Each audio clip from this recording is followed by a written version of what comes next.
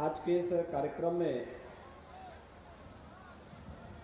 विशेष रूप से उपस्थित यहाँ के लोकप्रिय सांसद और केंद्रीय मंत्री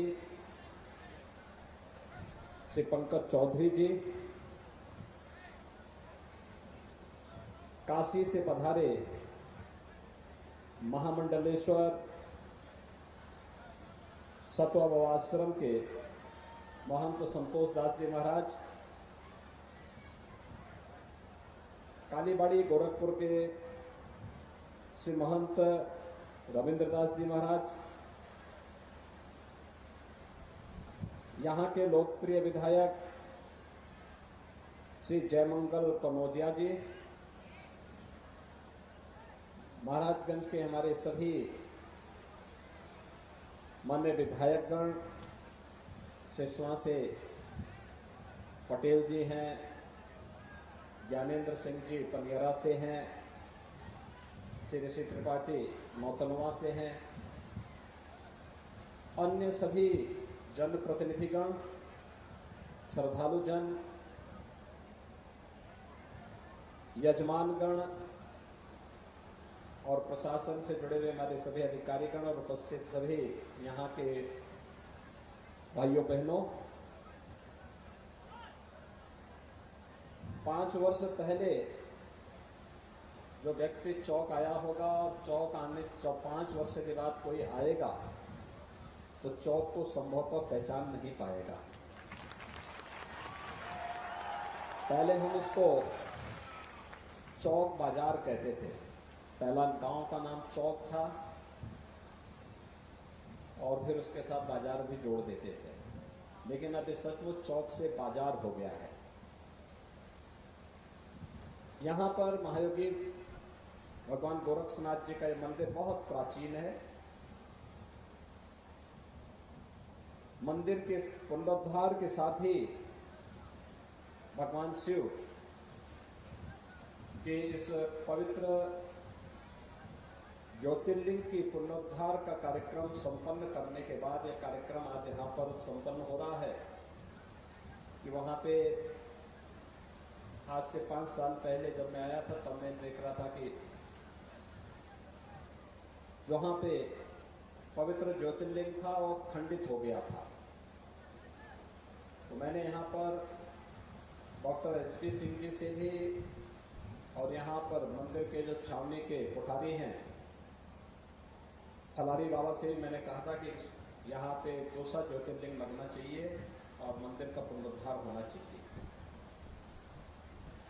और मुझे अच्छा लगा कि समय से कार्यक्रम को, दोनों कार्यक्रमों को, गोरखनाथ मंदिर का पुनरुद्धार हुआ है, नया स्वरूप मिला है और साथ साथ यहाँ पर इस पूरे बाजार के का तो कायाकल्प हुआ ही है।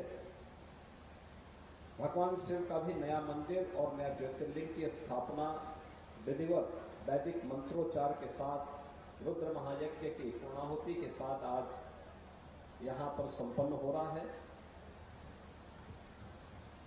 ये भारत की ही परंपरा है कि हमने जीव मात्र के कल्याण की बात तो की,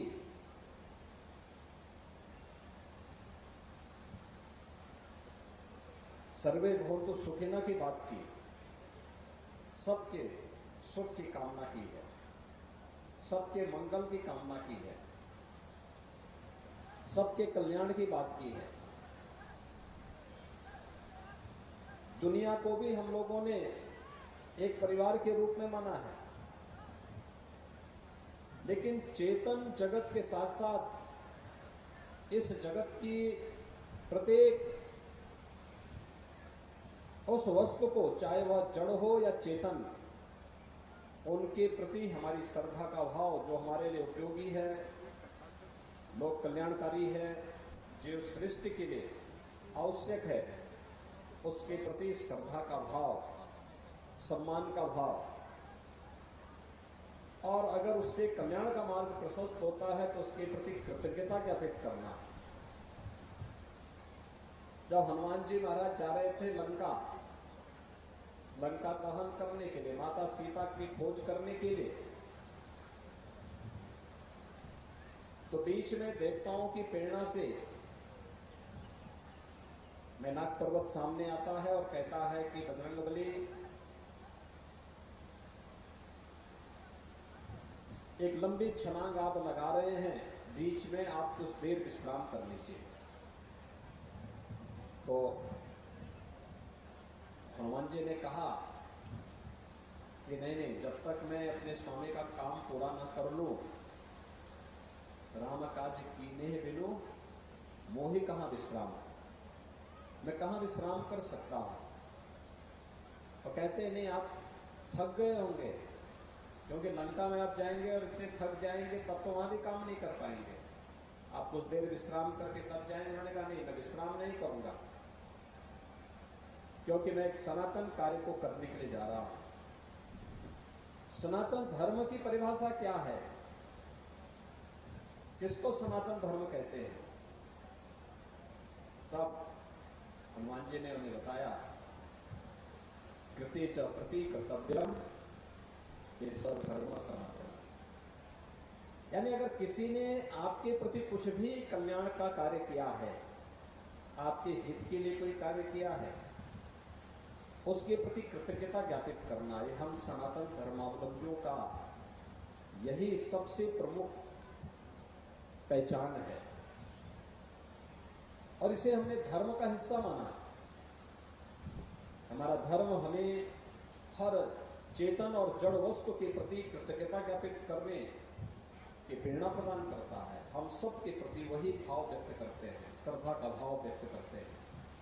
और यही कारण है कि हमने उस हर एक वस्तु को सम्मान दिया है जिसने इस जीव सृष्टि के कल्याण के लिए, उसके संरक्षण के लिए अपना योगदान दिया है, उसको आगे बढ़ाने का कार्य किया है। और यही कारण है कि हजारों वर्षों की विरासत को लेकर के आज भी हम लोग दुनिया के अंदर चल रहे हैं। संकट आए होंगे, चुनौती आई होंगी, लेकिन संकट और चुनौती से मार्ग निकालना, उससे आगे बढ़ना, इसको बखूबी हर सनातन धर्मावलंबी जानता है। और धर्म की रक्षा तो समाज ने मिलकर के किया है। पूरे समाज ने मिलकर के जब एकजुट होकर के अपने एकता के माध्यम से मार्ग आगे बढ़ाया है, तो उससे कल्याण के अनेक मार्ग प्रशस्त हो गए। एक कारण है, दुनिया के अंदर तमाम मत मजहब संप्रदाय आए, कुछ आए चले गए, समाप्त हो गए, उनका नामो निशान मिट गया। कुछ हैं, कुछ आने वाले समय में भी आएंगे, उनका विशिष्ट पहचान हो सकती है।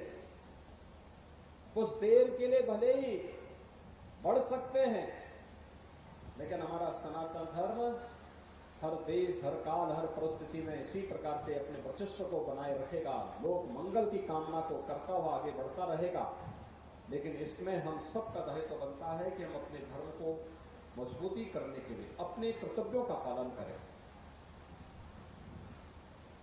आपने देखा होगा, आज से 5 वर्ष पहले, 6 वर्ष पहले, 7 वर्ष पहले चौक बाजार बेतरतीब था, अस्त व्यस्त था। आज मैं देख रहा था ऊपर से कि अब तो ये टाउन एरिया भी हो गया है। टाउन एरिया के कार्यालय में भारत का तिरंगा लहरा रहा था। कितना अच्छा लगता है जब किसी सरकारी इमारत में भारत के आन मान शान का प्रतीक तिरंगा लहराया जाता है। चौक में टाउन एरिया सचमुच अब चौक से बाजार हो गया है। इसी प्रकार से मैं देख रहा हूं सामने चिकित्सालय भी बन गया, काफी बड़ा चिकित्सालय बन गया है। चिकित्सालय, फिर उसमें हेल्थ एटीएम भी लगेगा, उससे लोगों को सुविधाएं मिलेंगी। एक साथ 60 प्रकार की जांचें वहां से लोगों को मिलेंगी। डॉक्टर कहीं भी बैठा होगा, लखनऊ में बैठा होगा, गोरखपुर में बैठा होगा, दिल्ली में बैठा होगा, मुंबई में बैठा होगा, यहीं से बैठे बैठे सारी जानकारी आ जाएगी। चौक और उसके आसपास के लोगों को यहीं पे स्वास्थ्य की सुविधा, उत्तम स्वास्थ्य की सुविधा उपलब्ध हो जाएगी। पूज्य महाराज जी ने, महंत दिग्विजयनाथ जी महाराज ने, पूज्य महंत वैद्यनाथ जी महाराज ने, उनकी प्रेरणा से यहाँ पर पहले से शिक्षण संस्थान काफी